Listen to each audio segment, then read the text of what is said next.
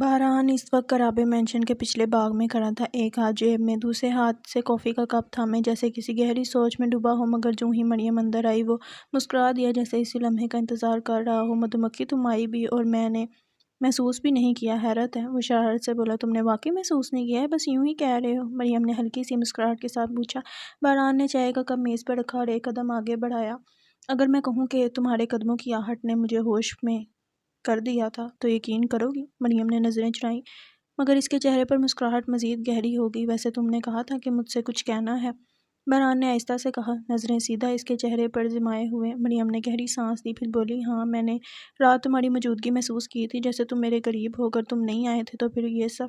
بہران چند لمحے خاموش رہا، پھر ہلکے سے مسکرا کر بولا، کبھی کبھی محبت کی خوشبو فاصلوں سے آزاد ہوتی ہے مریم۔ تم نے محسوس کیا ہے تو اس کا مطلب ہے کہ میں واقعی وہیں تھا، چاہے میں آیا تھا یا نہیں۔ مریم نے نظریں جھکا لی، دل عجیب سی کیفیت میں تھا۔ بہران نے آہستہ سے اس کے قریب آ کر سرگوشی کی، لیکن اگر تم چاہو تو میں آج سچ میں تمہارے اتنے قریب آ سکتا ہوں کہ تمہیں دوبارہ شک نہ رہے۔ مریم کا چہرہ گلابی ہو گیا۔ بہران، اس نے گھبرا کر کہا، مگر اس کے لہجے میں کوئی سختی نہیں تھی، بلکہ وہی شرم تھی جو محبت میں ہوتی ہے۔ بہران نے ہلکا سا قہقہہ لگایا، مگر پھر آہستہ سے بولا، تمہاری آنکھوں میں جو سوال ہیں ان کے جواب تمہیں کسی اور سے نہیں، خود اپنے دل سے لینے ہیں مدھو مکھی۔ مریم نے حیرانگی سے اس کی طرف دیکھا، اور اگر میرا دل کہے کہ تم واقعی آئے تھے؟ بہران نے مسکراتے ہوئے دھیرے سے اس کا ہاتھ تھام لیا، تو پھر مان لینا کہ ہمیشہ وہیں ہوتا ہوں جہاں تم ہو۔ ہوا نے پھر ایک نرم جھونکا مارا، باغ میں پھولوں کی مہک اور زیادہ محسوس ہونے لگی۔ مریم کی پلکیں جھک گئیں اور بہران کی مسکراہٹ مزید گہری ہو گئی، جیسے یہ لمحہ ہمیشہ کے لیے امر ہو گیا ہو۔ حال میں گہما گہمی عروج پر تھی۔ سیاست دانوں، کاروباری شخصیات اور میڈیا نمائندوں کی موجودگی نے ماحول کو مزید سنجیدہ بنا دیا تھا۔ جیسے ہی بلاج افنان کے ساتھ ہال میں داخل ہوا، کیمرے ان کی طرف گھوم گئے۔ افنان ہلکے گلابی رنگ کی ساڑی میں نفاست کا نمونہ لگ رہی تھی، جبکہ بلاج کی سیاہ شلوار قمیض اور کوٹ اس کے رعب دار شخصیت کو مزید نمایاں کر رہی تھی۔ پارٹی چیئرمین ریاض ملک اپنی بیوی کے ساتھ آگے بڑھے اور گرم جوشی سے ان کا استقبال کیا۔ بلاج، تمہیں دیکھ کر ہمیشہ خوشی ہوتی ہے، اور آپ کو بھی خوش آمدید۔ ریاض ملک پہلے بلاج اور پھر افنان کو دیکھتے ہوئے بولے۔ افنان نے مسکرا کر سر جھکا دیا، جبکہ بلاج نے ہلکی سی مسکراہٹ کے ساتھ ہاتھ ملایا۔ یہ سب آپ کا خلوص ہے، بلاج بولا۔ ریاض ملک نے ایک خادم کو اشارہ کیا کہ انہیں خاص مہمانوں کی جگہ لے جائے۔ بلاج نے ہال میں چند اہم شخصیات سے رسمی ملاقات کی اور پھر افنان کو اپنے چند جاننے والوں سے ملوایا۔ اسی دوران ایک جسمانی آواز سنائی دی، بلاج سلطان۔ بلاج نے پلٹ کر دیکھا تو سامنے دل نشین حیات کھڑی تھی، ایک خوش شکل اور باوقار عورت جس کی آنکھوں میں پرانی یادوں کی جھلک تھی۔ افنان، تمہیں شاید معلوم نہ ہو، لیکن ہم دونوں یونیورسٹی کے کلاس فیلو تھے، دل نشین افنان سے بولی۔ افنان نے حیرت سے بلاج کی طرف دیکھا، جس نے ہلکی سی مسکراہٹ کے ساتھ سر ہلایا۔ اچھا، واقعی؟ تب تو بہت ساری کہانیاں ہوں گی آپ کے پاس؟ افنان جھلی مسکراہٹ کے ساتھ بولی۔ بے شمار، لیکن میں جانتی ہوں کہ بلاج اب مصروف آدمی ہے، زیادہ دیر نہیں روکوں گی، بس مل کر اچھا لگا، دل نشین بولے۔ بلاج نے سرسری بات کے بعد آگے بڑھنے کا ارادہ کیا، لیکن تبھی اس کا ایک شناسہ طاہر ملک قریب آیا اور سرگوشی میں کہا، ہم نے سنا ہے ولید رنداوا کے ساتھ مذاکرات ہو رہی ہیں پارٹی میں شمولیت کے لیے۔ بلاج کا چہرہ سخت ہو گیا۔ نہیں، ایسی کوئی بات نہیں، پارٹی چیئرمین کسی گنڈے موالی کو پارٹی میں شامل نہیں کر سکتے، بلاج سنجیدگی سے بولا، لیکن یہ پکی خبر ہے اور چیئرمین صاحب نے خود اس معاملے میں دلچسپی دکھائی ہے۔ طاہر بھی سنجیدگی سے بولا۔ بلاج کے ماتھے پر شکنیں ابھر آئیں، وہ تیزی سے ریاض ملک کے پاس آیا جو کچھ کاروباری افراد سے بات کر رہے تھے۔ چیئرمین صاحب، میں نے ابھی ایک عجیب خبر سنی ہے، کیا یہ سچ ہے کہ ولید رنداوا کے ساتھ مذاکرات ہو رہی ہیں؟ بلاج سیدھا مدعے پر آتے ہوئے بولا۔ ریاض ملک ایک لمحے کے لیے خاموش رہا، پھر کرسی سے اٹھ کر بلاج کو ایک طرف لے گیا۔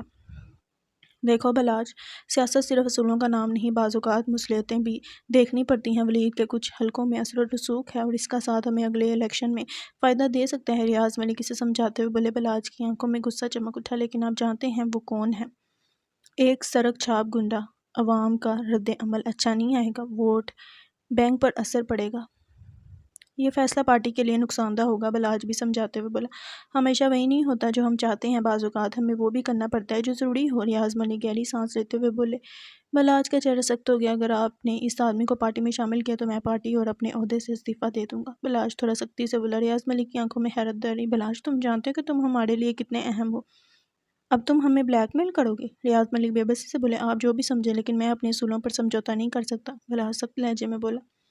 یہ کہہ کر وہ پلٹ گیا اور افنان کی طرف بڑھا جو ایک خاتون سے گفتگو میں مصروف تھی۔ جیسے ہی وہ قریب پہنچا وہ خاتون مسکراتے ہوئے بولی، آپ دونوں کی جوڑی کمال کی ہے، واقعی ایک مثالی جوڑا۔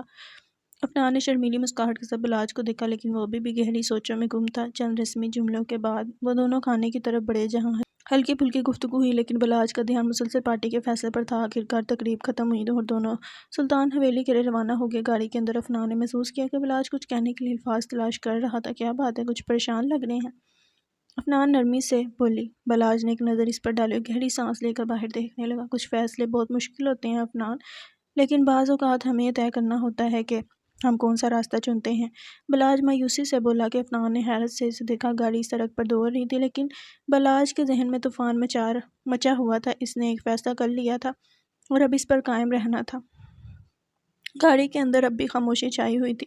سلطان حویلی کی طرف جاتی سڑک پر اسٹریٹ لائٹس کی زرد روشنی کسی خواب کی مانند لگ رہی تھی۔ افنان نے ایک نظر بلاج پر ڈالی جو کھڑکی سے باہر دیکھ رہا تھا۔ اس کے چہرے پر ابھی بھی وہی کشمکش تھی جو ڈنر میں پارٹی چیئرمین سے بات کرتے وقت تھی۔ افنان نے چند لمحے انتظار کیا، پھر آہستہ سے بولی، آپ ٹھیک ہیں؟ بلاج نے اس کی طرف دیکھا، پھر جیسے خود کو نارمل کرنے کے لیے گہری سانس لی اور سر ہلایا۔ ماحول کی سنجیدگی کو توڑنے کے لیے اس نے بات بدلتے ہوئے مسکراتے ہوئے کہا، اچھا تمہیں وہ لڑکی کیسی لگی؟ دل نشین؟ وہ میری یونیورسٹی کی کلاس فیلو تھی۔ افنان نے فوراً گندا سا منہ بنایا اور بے ساختہ بولی، لچھو باندری۔ بلاج نے حیرت سے اسے دیکھا اور پھر وہ دل کھول کر ہنسا، جیسے ایک لمحے کے لیے ساری پریشانیاں کہیں دور چلی گئی ہوں۔ افنان نے خفگی سے اسے دیکھا، مگر بلاج کا ہنسنا کم ہونے کا نام ہی نہیں لے رہا تھا۔ افنان، لچھو باندری، وہ ہنستے ہنستے دوہرا ہو گیا۔ افنان نے ناک چڑھے بےزاری سے بولی، تو اور کیا کہوں، دیکھا نہیں تھا کیسے فری ہو رہی تھی آپ کے ساتھ، اور بلش کتنا زیادہ لگایا ہوا تھا۔ توبہ، افنان بےزاری سے بولی۔ بلاج نے ابھی بھی ہنسی روکی نہیں تھی۔ اس نے سر جھٹک کر گاڑی کی کھڑکی سے باہر دیکھا، پھر مسکراتے ہوئے کہا، بس یہی وجہ ہے کہ میں دل و جان سے تم پر فدا ہوں میری معصوم دنیا۔ بلاج نے پیار سے اس کا گال کھینچا۔ افنان نے اسے گھور کر دیکھا، مگر اس کے لبوں پر بھی ہلکی سی مسکراہٹ آ گئی۔ ماحول کی کشیدگی کچھ کم ہو چکی تھی۔ گاڑی اپنی منزل کی طرف رواں دواں تھی اور سلطان حویلی کی روشنیاں قریب آتی جا رہی تھیں، مگر یہ روشنیاں شاید بہت جلد ایک اندھیر نگری میں بدلنے والی تھی۔ ایک تاریک رات، اندھیرا، ہاں اندھیرا، ایک تاریک رات، ہاں تاریک رات، ماضی اور حال کا ملاپ، ماضی کی جھلک، حال کی اندھیر نگری۔ مریم بیڈ پر نیم دراز لیپ ٹاپ پر انگلیاں چلاتے ہوئے کچھ کام میں مصروف تھی۔ کمرے میں مدھم روشنی تھی اور باہر رات کے سناٹے میں کبھی کبھار کوئی گاڑی گزرنے کی آواز گونجتی۔ ماں پارا دروازے کے پاس چند لمحے کھڑی اسے گھورتی رہی، پھر تیز قدموں سے چلتی آئی اور بیڈ کے کنارے آ کر بیٹھ گئی، ہاتھ باندھ لیے۔ اٹھو یہاں سے، وہ سپاٹ لہجے میں بولی۔ مراد نے نظر ہٹائے بغیر ایک ہاتھ سے لیپ ٹاپ کی کی بورڈ پر ٹک ٹک جاری رکھی، دوسرا ہاتھ سر کے نیچے رکھ کر آرام دہ انداز میں لیٹا رہا۔ کس خوشی میں؟ ماں پارا نے دانت پیسے۔ مجھے بلیک میل کر کے شادی کرنے کی خوشی میں۔ مراد نے ایبلوج کا ایک لمحے کو لیپ ٹاپ سے نظریں ہٹا کر مسکرا کر اسے دیکھا، پھر دوبارہ سکرین پر توجہ مرکوز کر لی۔ اب تو ہو گئی شادی، اب کیا ہو سکتا ہے، اس نے بے نیازی سے کہا۔ ماں پارا نے غصے سے ہاتھ باندھ لیے۔ ٹاپک چینج مت کرو، یہ بیڈ میرا ہے اور یہاں پر میں سوؤں گی۔ مراد نے مصنوعی حیرت سے آنکھیں پھیلائیں۔ اچھا، جہیز میں لے کر آئی تھی؟ ماں پارا کا منہ کھل گیا، غصے میں ایک لمحے کوئی الفاظ ہی نہ ملے، پھر اس نے جلدی سے ادھر ادھر دیکھا جیسے کوئی چیز ڈھونڈ رہی ہو۔ مراد محتاط ہو گیا، فوراً سیدھا ہو کر بیٹھ گیا۔ کیا ڈھونڈ رہی ہو؟ کوئی ڈنڈا، کوئی تکیہ، کوئی ایسا ہتھیار جسے تمہاری عقل ٹھکانے لگا سکوں؟ ماں پارا گھبرائی۔ مراد نے جلدی سے لیپ ٹاپ ایک طرف رکھا اور دونوں ہاتھ جوڑ دیے۔ دیکھو، پرتشدد حرکتوں کی ضرورت نہیں ہے، ہم بات چیت سے بھی معاملہ حل کر سکتے ہیں۔ ماں پارا نے جھٹکے سے کمبل کھینچا، مگر مراد نے مضبوطی سے پکڑ لی۔ دونوں کے درمیان چند لمحے کمبل کی کھینچا تانی ہوتی رہی، پھر مراد نے ایک زوردار جھٹکا دیا اور ماں پارا کا توازن بگڑا اور وہ دھپ سے نیچے جا گری۔ اوہ سوری، مراد نے ہنسی دبانے کی ناکام کوشش کی۔ ماں پارا نے خونخوار نظروں سے دیکھا، پھر غصے سے اٹھ کر سیدھا صوفے پر جا بیٹھی۔ بہت خوب، بہت ہی اعلیٰ، بیوی کو بیڈ سے نیچے گرا دیا، وہ دب کر بولی۔ مراد نے کشن اٹھایا اور اسے پیش کر دیا۔ یہ لو، بیویوں کے حقوق کے تحت ایک عدد کشن عطیہ دیا جا رہا ہے۔ ماں پارا نے کشن جھپٹا اور مراد کو ماننے کے لیے لہرایا، لیکن مراد نے جلدی سے کمبل اوڑھ لیا۔ دیکھو، صلح صفائی سے رہنے میں ہی بھلائی ہے۔ اس کی آواز کمبل کے اندر سے آئی۔ ماں پارا نے تکیہ صوفے پر پٹکا خود کو کوسا اور غصے سے پیر پٹکتے ہوئے لیٹ گئی۔ مراد نے کمبل کے اندر سے ایک آنکھ باہر نکال کر اسے دیکھا، پھر مسکرا کر لیپ ٹاپ دوبارہ کھول لیا۔ یہ جنگ تو آج بھی جیت لی، وہ سرگوشی میں خود سے بولا۔ ماں پارا نے تکیہ اٹھایا، پوری قوت سے اس کی طرف اچھال دیا، جو سیدھا جا کر لیپ ٹاپ پر لگا۔ مراد کی فاتحانہ مسکراہٹ لمحے میں غائب ہو گئی۔ مراد نے گہری سانس لی جیسے خود کو صبر کی تلقین کر رہا ہو، پھر اس نے لیپ ٹاپ بند کیا اور کمبل اٹھایا اور بیڈ سے اٹھا۔ ماپارا صوفے پر منہ دوسری طرف کیے لیٹی تھی، مگر اس کے انداز سے صاف ظاہر تھا کہ وہ ابھی بھی غصے میں ہے۔ مراد آہستہ آہستہ چلتا ہوا اس کے قریب آیا، پھر نرمی سے بولا، میڈم ناراض ہو؟ ماپارا نے کوئی جواب نہیں دیا۔ وہ صوفے کے کنارے پر بیٹھا اور مزید نرمی سے بولا، اچھا سوری، غلطی ہوگی، اب تو معاف کر دو۔ ماپارا نے جھٹکے سے کروٹ بدلی اور اسے گھورا۔ معافی سے سب کچھ ٹھیک ہو جاتا ہے؟ مراد نے ہلکی سی مسکراہٹ کے ساتھ سر ہلایا، زیادہ تر چیزیں تو ہو جاتی ہیں۔ ماپارا نے تکیہ اٹھایا اور اس کے منہ پر مارنے کی دھمکی دی، مگر مراد نے تیزی سے ہاتھ آگے کر کے تکیہ روک لیا۔ دیکھو، میں تمہیں تنگ کرتا ہوں، چڑھاتا ہوں، لیکن اس کا مطلب یہ نہیں کہ میں تمہاری عزت نہیں کرتا۔ اس کا لہجہ یکدم سنجیدہ ہو گیا۔ ماپارا نے حیرت سے اسے دیکھا۔ مراد عام طور پر اتنی سنجیدہ باتیں نہیں کرتا تھا۔ ہاں، میں نے تمہیں زبردستی شادی پر مجبور کیا، مگر اس میں میری کوئی دشمنی نہیں تھی، تمہیں کھونا نہیں چاہتا تھا، بس اتنا ہی قصور ہے میرا۔ ماپارا کا غصہ کچھ کم ہوا، مگر وہ فوراً پگھلنے کے موڈ میں نہیں تھی۔ زبردستی کرنا بھی کوئی محبت ہے؟ مراد نے لمبی سانس لی، پھر ایک لمحے کو خاموش رہا۔ شاید نہیں، مگر میں نے جو کیا وہ اس وقت صحیح لگا۔ میں مانتا ہوں کہ غلط تھا، مگر اب جب سب کچھ ہو چکا ہے، کیا ہمیں ایک دوسرے کو سمجھنے کی کوشش نہیں کرنی چاہیے؟ ماپارا نے گہری سانس لی اور نظریں چرائیں، جیسے اس کے دل میں بھی کہیں کوئی نرم گوشہ بن رہا ہو، مگر انا ابھی بیچ میں تھی۔ مراد نے آہستہ سے اس کا ہاتھ تھامنے کی کوشش کی، مگر ماپارا نے جھٹک دیا، اتنی آسانی سے تو معاف نہیں کروں گی، وہ خفگی سے بولی۔ مراد نے مصنوعی اداسی سے سر جھکا لیا، چلو کم از کم یہ تو پتہ چلا کہ ایک دن معاف کر دو گی۔ ماپارا نے بمشکل ہنسی دبائی، مگر مراد نے اس کے چہرے پر نرم پڑتے تاثرات دیکھ لیے۔ اچھا چلو، آج کے لیے سیزر فائر۔ مراد نے ہاتھ بڑھایا جیسے صلح کی پیشکش کر رہا ہو۔ ماپارا نے اسے گھورا، پھر ہاتھ جھٹک دیا، سیزر فائر کی ضرورت ہی نہیں، کیونکہ میں جنگ بندی میں یقین نہیں رکھتی۔ یہ کہہ کر وہ اٹھ کھڑی ہوئی اور بیڈ کی طرف بڑھنے لگی۔ مراد پیچھے سے بولا، ارے تو پھر میں بھی دوبارہ اپنی جگہ لینے آ رہا ہوں۔ ماپارا تیز سے پلٹی، خبردار جو بیڈ کی طرف آئے۔ مراد نے ہنستے ہوئے ہاتھ اٹھا دیے، ٹھیک ہے بھائی، آج کے لیے صوفہ میرا ہوا۔ ماپارا مسکرا دی، اور پہلی بار اس کے چہرے پر وہ ناراضگی نہیں تھی جو اکثر رہتی تھی۔ مراد نے اسے دیکھ کر اطمینان سے کمبل اٹھایا اور صوفے پر بیٹھ گیا۔ یہ جنگ لمبی چلے گی، پر میں ہار ماننے والا نہیں، مراد نے دل ہی دل میں سوچا اور مسکرا دیا۔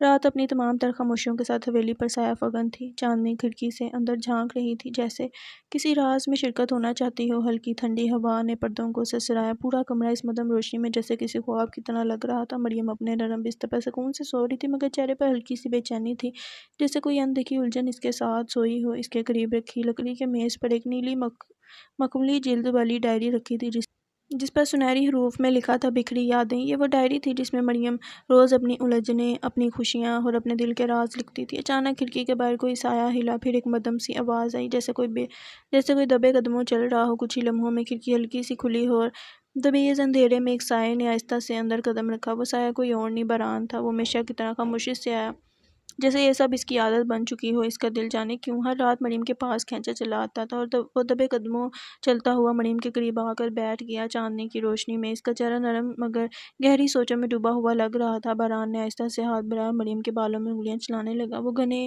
نرم بال جنہیں چھوتے ہی جیسے اس کے دل کو سکون سا ملتا تھا۔ ہر رات وہ یوں ہی آتا، اسے دیکھتا، اس کے بالوں کو چھوتا اور پھر بنا کوئی نشان چھوڑے چلا جاتا تھا۔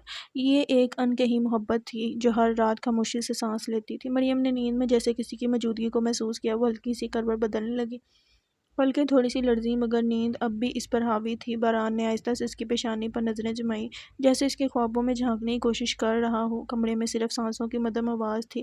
کچھ دیر بعد مریم کی سانسیں ہموار ہو گئیں، وہ مزید پرسکون ہو کر سو گئی۔ باران کے لبوں پر ایک نرم سی مسکراہٹ آئی، لیکن جیسے اس کی نظر میز پر گئی، وہ ٹھہر سا گیا۔ نیلی جلد والی ڈائری جس پر بکھری یادیں لکھا تھا، اس کے دل میں ایک سوال جگا گئی، کیا مریم بھی لکھتی ہے؟ باران نے اس ڈائری کو اٹھاتے ہوئے کہا۔ اس نے آہستہ سے ڈائری کھولی، اس کے ماتھے پر بل پڑ گئے۔ شاید یہ ڈائری اس تک مریم کی ماضی کی وہ کہانیاں پہنچا دے جو وہ زبان سے نہیں کہہ سکتی تھی۔ اس کے ذہن میں ایک ہی دم جھماکا ہوا، شاید مجھے انوشا کے بارے میں پتہ چل جائے، اس نے خود سے کہا۔ وہ چند لمحے مریم کو دیکھتا رہا، جیسے دل میں کچھ ٹوٹا ہو، کچھ بکھرا ہو، پھر آہستہ سے جھک کر مریم کے ماتھے پر اپنا نرم بوسہ دیا، جیسے کوئی خاموش وعدہ کر رہا ہو کہ وہ کبھی اسے تکلیف نہیں دے گا۔ پھر وہ خاموشی سے اٹھا، ڈائری ہاتھ میں لی اور دبے قدموں کھڑکی کی طرف بڑھ گیا۔ چاندنی میں اس کا سایہ لمحہ بھر کے لیے رکا، پھر دھیرے سے باہر نکل گیا۔ رات مزید گہری ہو چکی تھی، ہوا میں ہلکی سی کھنکی گل رہی تھی۔ حویلی کے باغ میں کہیں دور ہوا کے ساتھ درختوں کی سرسراہٹ سنائی دے رہی تھی۔ رات کا پہر گزر رہا تھا، مگر ایک راز کھلنے کو تھا، ایک کہانی پڑھنے کو تھی، اور ایک دل کسی نئے انکشاف کے لیے دھڑکنے والا تھا۔ راز، ہاں راز نہیں، عذاب و وبال، بربادی کا آغاز، قیامت سگڑیا۔ سورج ابھی افق سے جھانک رہا تھا، اس کی سنہری کرنیں شبنم میں بھیگے پتوں پر پڑتے ہی جگمگانے لگیں، ہلکی کھنکی ہوا میں تحلیل ہو رہی تھی اور درختوں کی شاخیں آہستہ آہستہ جھوم رہی تھیں، جیسے کوئی خاموشی سے کوئی نغمہ سنا رہا اور پرندے اپنی رات کی نیند توڑ کر چہچہانے لگے۔ کہیں کوئل کی سریلی آواز سنائی دے رہی تھی تو کہیں گویا اپنی مخصوص مستی میں مصروف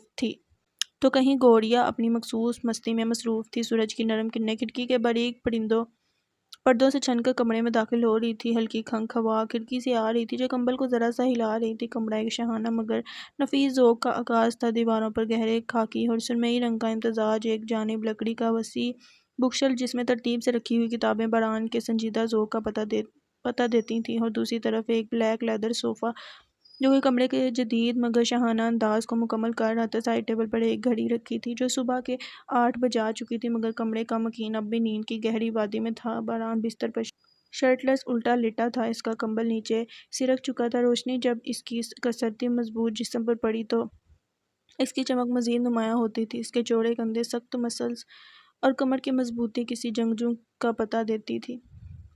سانس لینے کے ساتھ اس کی پشت کی ہلکی حرکت اور جسم کی سختی میں چھپی ہوئی خوبصورتی واضح ہو رہی تھی۔ اچانک الارم کی آواز پورے کمرے میں گونجنے لگی، باران کی بوئیں ذرا سی سکڑیں جیسے نیند میں خلل ڈالنے والا کوئی ناپسندیدہ شخص ہو۔ اس نے پلکیں جھپکائیں اور پھر ہلکی نیند میں بوجھل سبز آنکھیں کھولیں۔ چند لمحے یوں ہی پڑا رہا، پھر ایک لمبی انگڑائی لی۔ جیسے ہی اس کے بازو نے حرکت کی، اس کی مضبوط سینے اور مسلز کا تناؤ اور بھی نمایاں ہو گیا۔ اس کے بازو کی رگیں ہلکی ہلکی ابھریں، جیسے اس کی جسمانی مضبوطی کا خاموش اعلان کر رہی ہوں۔ وہ آہستہ سے اٹھا، بالوں میں ہاتھ پھیرا اور ایک ہاتھ سے چہرہ رگڑا۔ کچھ لمحے یوں ہی بیٹھا رہا، پھر اپنی روٹین کے مطابق الماری کھولی، اندر سے اپنا باتھ گاؤن نکالا اور لمبے قدموں سے چلتا ہوا واش روم میں داخل ہو گیا۔ کچھ دیر بعد جب باران باہر نکلا تو وہ پہلے سے زیادہ تازہ دم اور پرکشش لگ رہا تھا۔ اس کے نم گیلے سنہرے بوڑھے بال ماتھے پر بکھرے ہوئے تھے اور پانی کے قطرے اس کی گردن سے نیچے کندھوں کی طرف پھسل رہے تھے۔ اس نے الماری کھولی اور بلیک 3 پیس سوٹ نکالا، پہلے سفید شرٹ کے بٹن بند کیے، پھر کالر کو درست کیا اور سلیقے سے بلیک ٹائی گلے میں باندھی، آخر میں بلیک ویسٹ کوٹ اور کوٹ پہنا، ہاتھ میں گھڑی باندھی اور آئینے میں خود کو دیکھا۔ وہ آج بھی اپنی روایتی وجاہت کے ساتھ مکمل تھا، ایک ایسا مرد جو کسی بھی محفل میں خاموشی سے اپنی موجودگی کا احساس دلا دے۔ باران کوٹ کے بٹن بند کرتے ہوئے چلتا ہوا سائڈ ٹیبل کے پاس آیا جہاں نیلے مخملی سر ورق والی ڈائری رکھی تھی۔ اس کی نظریں اس پر جم گئیں، لبوں پر ایک ہلکی سی مسکراہٹ ابھری۔ وہ آہستگی سے بیٹھا اور ڈائری اٹھائی، اس کے نرم سر ورق پر انگلیاں پھیرتے جیسے کسی انمول خزانے کو چھو رہا ہو۔ اس نے ڈائری کھولی اور آہستہ سے پہلا صفحہ پلٹا جس پر لکھا تھا، واپس رکھ جانور۔ باران چند لمحے ساکت رہا، پھر اچانک ہلکا سا قہقہا لگا کر سر جھٹکا۔ ہاں مدھو مکھی، تمہیں واقعی لگتا ہے کہ میں باز آ جاؤں گا؟ اس نے ایک بار پھر مسکراتے ہوئے ڈائری کو بند کیا اور صوفے پر رکھتے ہوئے سوچا، ابھی نہیں مگر جلد ہی ضرور۔ یہ کہہ کر وہ اٹھا، گھڑی پر نظر ڈالی، کوٹ کی آستین نے درست کی اور دروازے کی طرف بڑھ گیا۔ باہر دن پوری طرح چمک رہا تھا، مگر باران جانتا تھا کہ دن کسی نئے راز کا دروازہ کھولنے والا ہے۔ سلطان حویلی کے وسیع و عریض راہداریوں میں صبح کی روشنی نرم سنہری روشنی کی صورت میں اتر رہی تھی۔ باہر باغ میں چہچہاتے پرندوں کی آوازیں ماحول میں ایک مدھم سی موسیقیت بکھیر رہی تھی، مگر اندر لاؤنج میں بیٹھا بالاج سلطان اس سب سے بے نیاز اپنے خیالات میں گم تھا۔ وہ ایک صوفے پر بیٹھا، کہنی گھٹنے پر ٹکائے ہاتھوں کی انگلیوں کو آپس میں جوڑے کسی گہری سوچ میں ڈوبا ہوا تھا۔ کل رات کی باتیں اس کے ذہن میں گردش کر رہی تھیں، ریاض ملک کا رویہ، پارٹی کا فیصلہ اور اس کا اپنا سخت موقف، سب کچھ ایک الجھن کی طرح اس پر طاری تھا۔ سیاست کے اس پیچیدہ کھیل میں کہاں تک ثابت قدم رہا جا سکتا ہے، اور کیا واقعی وہ اس راہ پر چلنے کے لیے تیار تھا؟ اسی لمحے بھاری قدموں کی آواز لاؤنج میں سنائی دی اور چند لمحوں بعد شہروز صاحب وہاں داخل ہوئے۔ وہ اپنی عمر کے باوجود باوقار اور باروب شخصیت کے مالک تھے، سفید شلوار قمیض میں ملبوس، چہرے پر سنجیدگی اور آنکھوں میں برسوں کی دانشوری جھلک رہی تھی۔ انہوں نے بالاج کو اس طرح گمسم بیٹھے دیکھا تو ٹھہر گئے، پھر صوفے کے قریب آ کر دھیرے سے بولے، بیٹا کیا بات ہے، کافی پریشان لگ رہے ہو؟ بالاج نے فوراً سنبھلنے کی کوشش کی، اپنی سوچوں کو جھٹکا اور ہلکی سی مسکراہٹ کے ساتھ کہا، نہیں ایسی کوئی بات نہیں، بس یوں ہی کچھ سوچ رہا تھا۔ شہروز صاحب نے اسے بغور دیکھا۔ وہ جانتے تھے کہ بالاج ایسا آدمی نہیں جو اپنی پریشانی کسی پر ظاہر کرے، خاص طور پر ان پر، مگر برسوں کا تجربہ انہیں سکھا چکا تھا کہ جب کوئی کہے کہ ایسی کوئی بات نہیں تو در حقیقت کچھ نہ کچھ ضرور ہوتا ہے۔ انہوں نے پاس رکھی چائے کی پیالی اٹھائی، ایک گھونٹ بھرا اور آہستہ سے بولے، بیٹا جب دل پر بوجھ ہو تو اسے بانٹ لینا چاہیے۔ میں تمہیں بچپن سے جانتا ہوں، تمہاری خاموشی بتا رہی ہے کہ کوئی نہ کوئی معاملہ ضرور ہے۔ اگر چاہو تو مجھ سے کہہ سکتے ہو۔ بلاج نے ایک لمحے کے لیے نظریں جھکا لیں، پھر آہستہ سے سر جھٹک دیا، جیسے خود کو قائل کر رہا ہو کہ بات کرنا ہی بہتر ہے۔ چند لمحے خاموشی رہی، پھر اس نے گہری سانس لی اور کل رات کی ساری بات کہہ سنائی۔ پارٹی چیئرمین کا فیصلہ، ولید رنداوا کی شمولیت، اس کا احتجاج اور پھر اس کا دیا گیا استعفے کا عندیہ۔ شہروز صاحب خاموشی سے سنتے رہے، ان کی آنکھوں میں غور و فکر کی چمک ابھرتی اور مدھم ہوتی رہی۔ جب بلاج بول چکا تو انہوں نے ایک لمحے کے لیے کچھ نہیں کہا، جیسے الفاظ چن رہے ہوں، پھر دھیرے سے بولے، بلاج سیاست میں اکثر ایسا وقت آتا ہے جب تمہیں یہ فیصلہ کرنا ہوتا ہے کہ تمہیں اپنے اصولوں پر قائم رہنا ہے یا وقت کے ساتھ بیٹھ جانا ہے۔ تمہیں خود سے سوال کرنا چاہیے کہ کیا تم وہی آدمی بننا چاہتے ہو جو وقتی مفادات کی خاطر اپنے نظریات ترک کر دے، یا وہ جو خواہ تنہا رہ جائے مگر اپنے اصولوں پر ثابت قدم رہے۔ بلاج خاموشی سے سنتا رہا، جیسے ہر لفظ اپنے اندر اتار رہا ہو۔ یاد رکھو بیٹا، وقتی مصلحتیں ہمیشہ نہیں چلتی، مگر اصول ہمیشہ یاد رکھے جاتے ہیں۔ اگر تمہیں لگتا ہے کہ تمہارا فیصلہ درست ہے تو اس پر قائم رہو، چاہے کوئی تمہیں بلیک میل کرے، چاہے کوئی تمہیں کمزور کرنے کی کوشش کرے، تمہیں پیچھے نہیں ہٹنا چاہیے۔ جو لوگ اصولوں پر سمجھوتا کرتے ہیں، تاریخ انہیں کمزور کردار کے طور پر یاد رکھتی ہے۔ بلاج نے سر اٹھایا، آنکھوں میں ایک نیا عزم ابھر آیا تھا۔ شہروز صاحب کی باتوں نے اس کے اندر کا حوصلہ مزید مضبوط کر دیا، تو وہ جان گیا تھا کہ چاہے کچھ بھی ہو جائے، اسے اپنے فیصلے پر قائم رہنا ہے۔ شہروز صاحب نے چائے کا آخری گھونٹ لیا اور مسکرا کر بلاج کے کندھے پر ہاتھ رکھا۔ اب جاؤ، فریش ہو جاؤ، آج کا دن نیا ہے اور تمہیں اپنے اگلے قدم کے بارے میں سوچنا ہے۔ بلاج نے سر ہلایا اور پہلی بار اس کے لبوں پر ایک مطمئن سی مسکراہٹ آئی۔ وہ جانتا تھا کہ راستہ آسان نہیں ہوگا، مگر وہ اکیلا بھی نہیں تھا۔ کمرے میں ہلکی سی روشنی پھیلی ہوئی تھی اور کھڑکی کے پردے آہستہ آہستہ ہوا کے ساتھ سرک رہے تھے۔ سورج کی تازہ خوشبو ہر طرف بکھری ہوئی تھی۔ فرحان آئینے کے سامنے کھڑا اپنی قمیض کے بٹن بند کر رہا تھا، مگر اس کی نظریں بار بار پیچھے پلٹ کر پاس کھڑی ہیر کو دیکھ رہی تھی، جو آہستہ آہستہ اس کی ٹائی سیدھی کر رہی تھی۔ ہیر کی نظریں جھکی ہوئی تھیں، جیسے وہ زیادہ دیر تک اس کی طرف دیکھ ہی نہیں سکے۔ اس کے نرم و نازک ہاتھ کانپ رہے تھے، شاید شرم کی شدت سے یا شاید اس کے قریب ہونے کی وجہ سے۔ فرحان نے ہلکی سی مسکراہٹ دبائی اور نرمی سے بولا، ہیر تم ہر روز اتنی جھجکتی کیوں ہو؟ اب تو عادی ہو جاؤ نا۔ ہیر کے رخساروں پر ہلکی سی لالی دوڑ گئی، وہ نظریں مزید جھکا کر بولی، ایسی کوئی بات نہیں، بس ٹائی صحیح کر رہی ہوں۔ فرحان نے شرارت سے اس کی طرف جھک کر کہا، اچھا تو پھر یہ تمہارے ہاتھ کیوں کانپ رہے ہیں؟ ہیر نے گھبرا کر فوراً اپنے ہاتھ پیچھے کر لیے۔ نہیں، وہ بس۔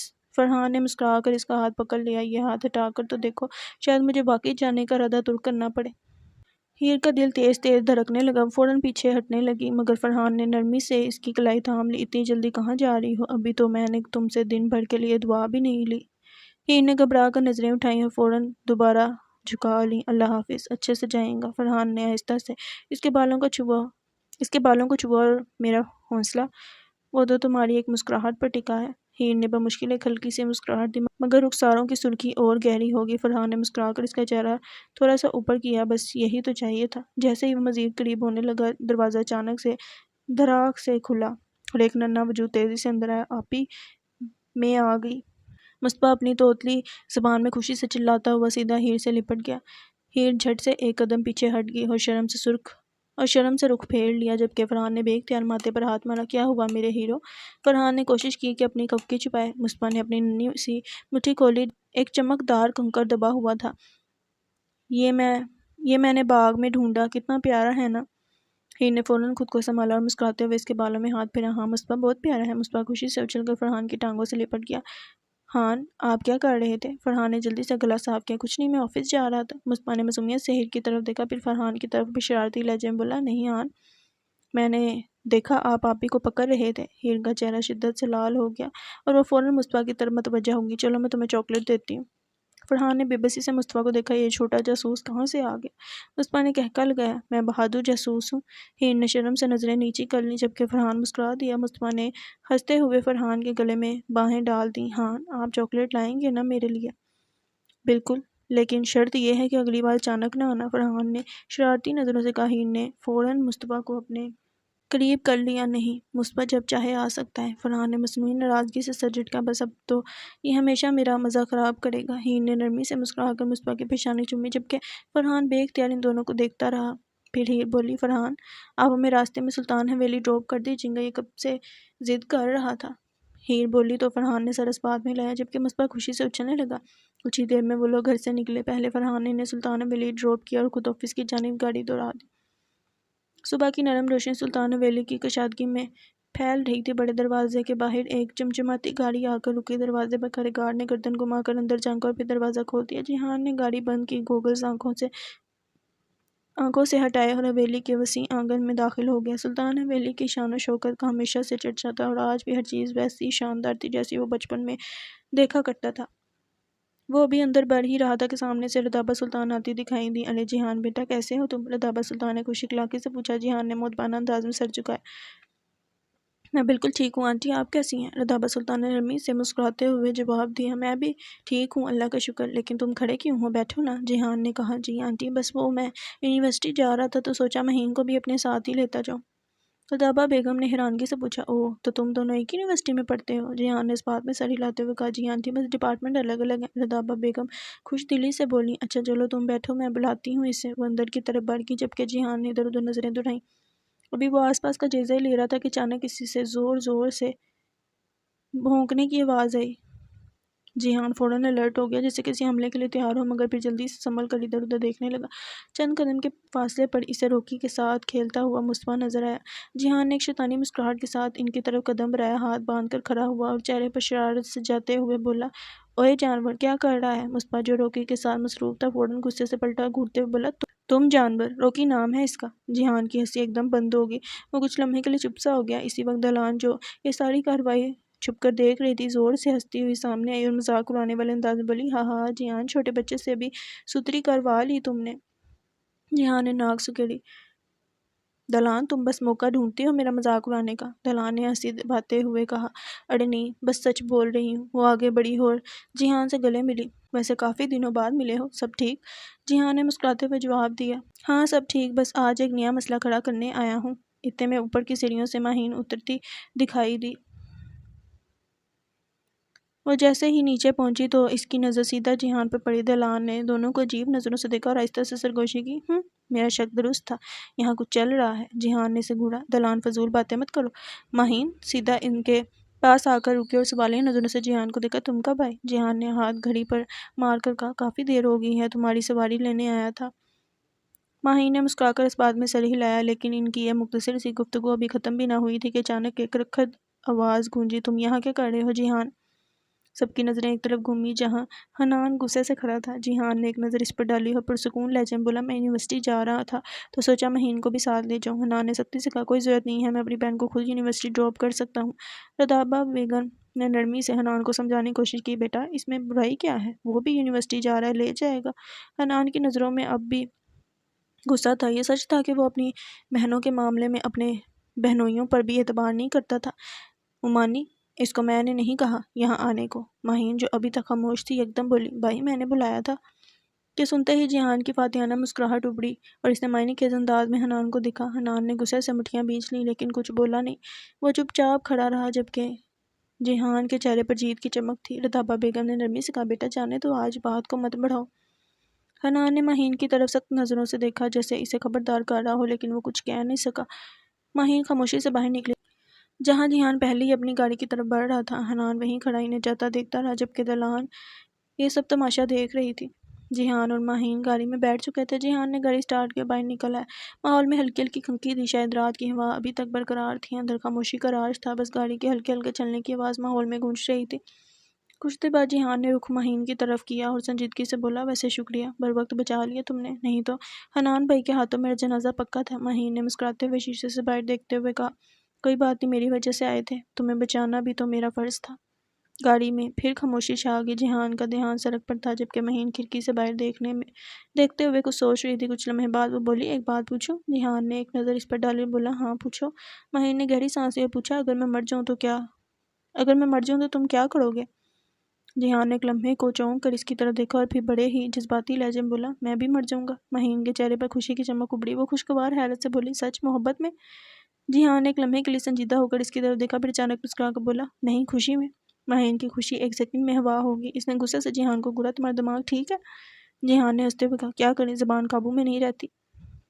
مہین نے تب کا رخ موڑ لیا، مگر پھر ایک لمحے بعد وہ پھر بولی۔ اور اگر میں چھت سے کود جاؤں تو؟ جیہان نے بغیر سوچے کہا۔ تو تمہارے جنازے میں شرکت؟ یہ سن کر مہین غصے سے زور سے اس کے شانے پر تھپڑ مارتی ہے۔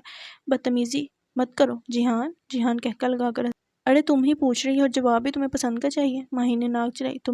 تم لڑکے ہم لڑکیوں کے بغیر کچھ بھی نہیں ہو۔ جہان نے دلچسپی سے آئیبرو جھکائے۔ اچھا وہ کیسے؟ ماہی نے ہاتھ باندھ کر کہا۔ فرض کرو اگر ہم لڑکیاں نہ ہوتی تو تم لڑکے کہاں جاتے؟ جہان نے فوراً جواب دیا، کہاں جاتے نہیں کہاں سے آتے؟ ماہی نے چونک کر اس کی طرف دیکھا، پھر لاجواب ہو کر بیٹھ گئی۔ جہان نے فخریہ انداز میں گاڑی آگے بڑھائی۔ کچھ دیر بعد یونیورسٹی آ گئی۔ جہان نے ماہین کے ڈپارٹمنٹ کے سامنے گاڑی روکی۔ ماہین نے دروازہ کھولنے سے پہلے ایک نظر جہان پر ڈالی اور بولی، سنو؟ جہان نے لاپرواہی سے کہا، سناؤ؟ ماہین نے تھوڑا جھجکتے ہوئے کہا، اگر کچھ مانگوں تو دو گے؟ جہان نے مشکوک نظروں سے اسے دیکھا۔ ویسے دیتا تو نہیں مگر پھر بھی بتاؤ کیا چاہیے؟ ماہین نے شرارتی مسکراہٹ کے ساتھ کہا، تمہاری بائک چاہیے ایک دن کے لیے۔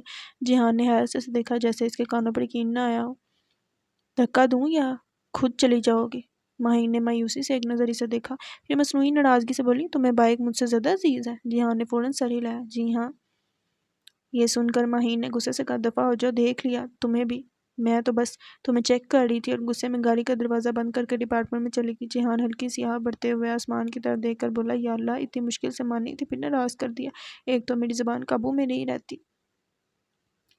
ریسٹورنٹ میں ہلکی موسیقی چل رہی تھی، اندر کی روشنی نرم تھی اور کھانے کی خوشبو ماحول میں بسی ہوئی تھی۔ زینب اپنی دوست ماریا کے ساتھ ایک گوشے میں بیٹھی چمچ سے اپنی کافی ہلا رہی تھی۔ وہ دونوں ہنسی مذاق کر رہی تھی جب اچانک زینب کی نظر دروازے سے اندر داخل ہوتے زین پر پڑی۔ اس کے ہاتھ رک گئے، آنکھیں ذرا پھیلیں اور چہرے پر حیرت اور جوش ایک ساتھ ابھر آیا، جیسے کوئی کھویا ہوا خزانہ مل گیا ہو۔ او مائی گاڈ، یہ تو وہی ہے نا؟ زینب نے جوش سے ماریا کا بازو ہلایا۔